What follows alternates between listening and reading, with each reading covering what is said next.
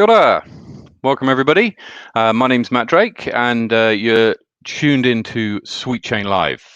This is the first episode in a series of episodes live on Facebook that's going to give you a bit of news and features on disc golf in New Zealand. So I hope you enjoy it. We're going to be doing some covering lots of things over the next, I don't know how long it lasts, 10-15 minutes maybe, including going through some of the hot scores from around the country. We've got a little bit of international news. We're going to be doing a lost and found. Also going to be previewing some upcoming events. Going to be doing a Q&A, so if you've got any questions that are burning whilst we're doing this, then drop them in the comments below, and I'll do my best to answer them either at the end or after the stream. Excellent. Okay, so let's get started then. First thing to cover is hot rounds. I'm going to start down in the south. Big shout out to the guys in Invercargill. Vincent de Ruyter and Andrew Fleming shooting 12 down at Queen's Park in Invercargill. Joseph Ball with 14 down is the big one there. So well done to him. Moving across to Chingford, we got Fabian Montiel and Phil Botter both shooting 3 down in the last week, and Cameron Mackey on 4 down. Very good. Queenstown Gardens, Peter McKay 11 down, Chris Dixon 10 down, Mikey Yu with a 13 under par round at Queenstown Gardens in the last week, which is really good to see.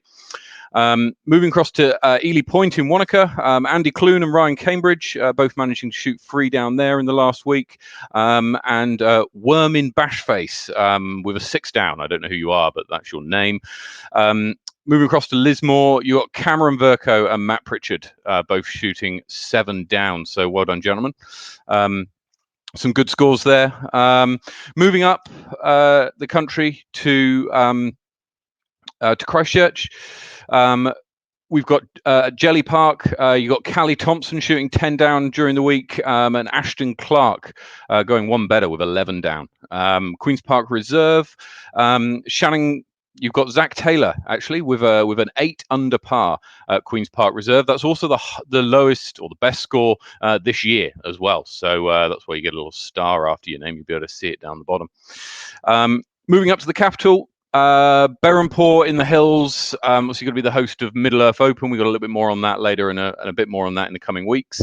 Shannon Garton went round earlier on this week and shot 2 under, and Ollie Webb went 2 better and shot 4 under. So well done to Ollie. Some good practice in for a couple of weeks' time. To Petone in the foreshore, Shannon again shooting a good round at 2 under, and Jacques Dewal also shooting 2 under. They've both been outdone by Team Sweet Chain's very own Jack Ryan, who shot 4 under par there the other day. I was with him when he did that. It was incredible. And up at Harcourt in Upper Hutt, you've got Nick Panu, who shot 2 over in the last week. So well done to Nick. Moving slightly up to Palmerston North, you've got Galal Brizzle, who shot 2 under in the last week. Ryan Kitto has put a very good score of 4 under par in a very windy Palmerston North. As we go further up to Inglewood, Connor McKinstry, 2 under par, been outdone by Trevor Woolman, 4 under par in the last week. Across to McLaren Falls, very tricky course. Brad Taylor with a +4. Again, best score of the year so far, so well done to him. Across to Rosedale, and we got Michael Van Dam and King Patty on 1 under, and Joshua Fawn with 2 under. That's at Rosedale. And then at Wood Hill on the red tees, you've got Steve Brown coming in with evens. So well done to Steve. Moving on now to international news. There's been a couple of updates. Obviously, the Pro Tour starts in the Las Vegas Challenges the last weekend in February. So there'll be some more news as we get further closer to the start of the Pro Tour. But the big news, I guess, was that Ezra Adderhold signed a contract previously unattached to Discraft. He's got a new disc out. We wanted to show you a little bit of it if you've not seen it so far. So yeah, take a look at this. The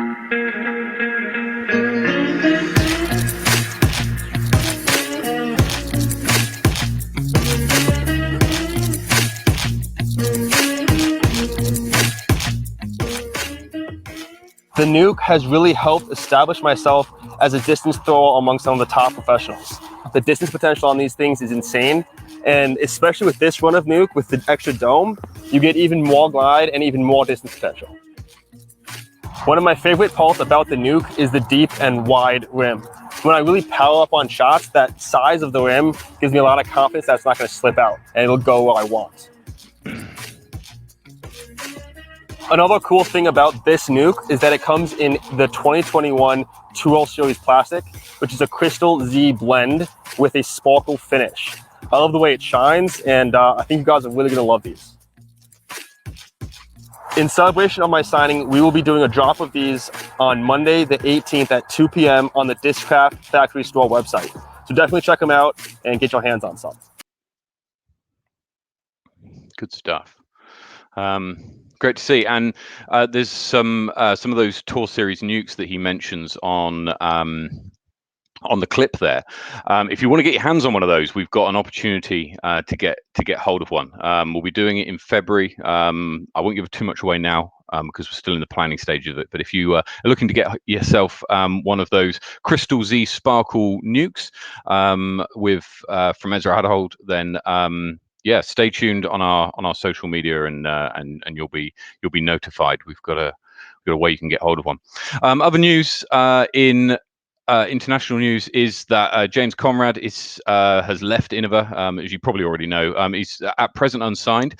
I think a few people hoping that he's going to go to MVP. I certainly that's where the rumor mill seems to be, and certainly I would be very keen to see him there. I think a Conrad pilot would do very well.